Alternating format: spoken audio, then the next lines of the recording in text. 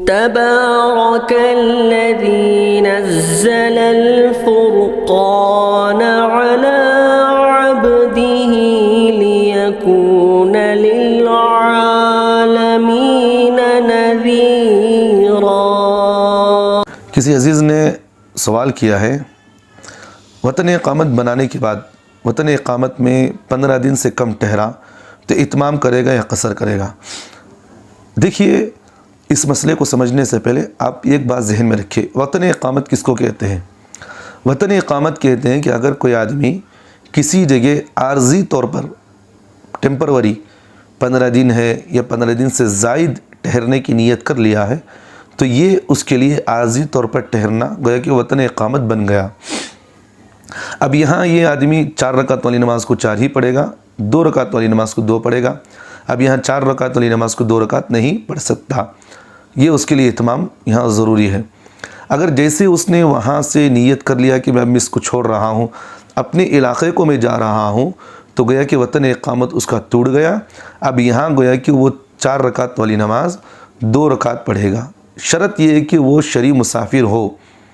शरी मुसाफिर कब बनता है तो उलमा का इसमें इख्तलाफ है। बाज़ कहते हैं कि 70.7 किलोमीटर, बाज़ कहते हैं कि 80.2। तो एहतियाती इसी में है, जैसे कि फ़तावा क़ासिमिया के अंदर मुफ्ती शब्बीर साहब ने एहतियाती यही लिखा है कि 80.2 किलोमीटर अगर कोई आदमी सफ़र कर ले तो एहतियाती इसी में है कि वहाँ से जो है 15 दिन या 15 दिन की ज़ायद नीयत अगर वहाँ करेगा तो वो मुसाफिर ठहरेगा, मुकीम होगा। अगर वो इसके अंदर नीयत करेगा तो वो मुसाफिर ठहरेगा। तो एहतियात इसी में है कि 80.2 किलोमीटर का आप हिसाब रखिए।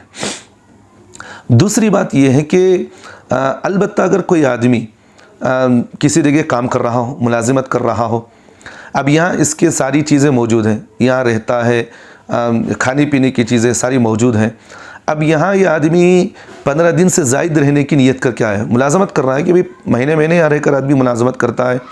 अब यहाँ कुछ आर्जी तौर पर कुछ दिन के लिए अपने घर को गया कि चलो भाई अपने बीवी बच्चों से, अपने वालिदैन से मिलकर आओ, तो यहाँ ये नीयत कर यहाँ से निकलने की वजह से क्या उसका वतन इक़ामत ख़त्म हो गया। अब यहाँ इत्माम करेगा या कसर करेगा।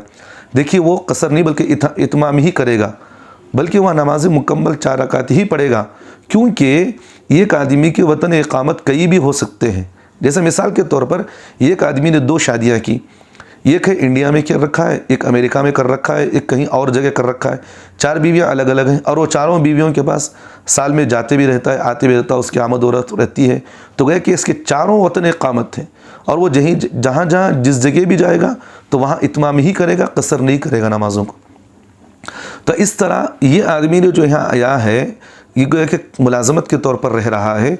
अब यहाँ ये रखा कि जब तक मैं यहाँ रहूँगा, मैं 15 दिन इससे ज़्यादा की भी नीयत कर चुका हूँ कि महीना मुझे रहना है, तो जितने दिन ये आदमी रहेगा यहाँ मुलाजमत के तौर पर रहने की वजह से वो इत्माम ही करेगा, कसर नहीं करेगा, जब तक कि यहाँ से वो चीज़ें मुंतकिल करके कसर के मुसफ़र की नीयत ना कर ले।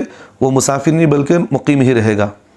तो सूरत मसला में आपने जो मुझे पूछा है कि 15 दिन मैंने नीयत करके एक जगह ठहरा था, अब मैं 2-3 दिन के बाद कम ठहरा तो इत्माम करेगा, कसर करेगा। जब आपने पहली मरतबा जो नीयत कर लिया कि 15 दिन रहूँगा या 15 दिन से ज़ायद रहूँगा, तो गया कि आपने इक़ामत की नीयत वहाँ कर ली है।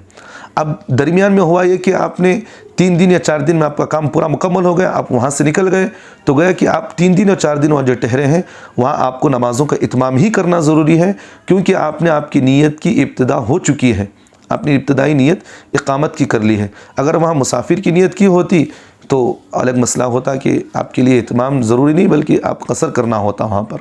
तो मसला यही है, तो वहाँ आप जो 2-3 दिन आप जो रहे हैं तो इत्माम करना ज़रूरी है।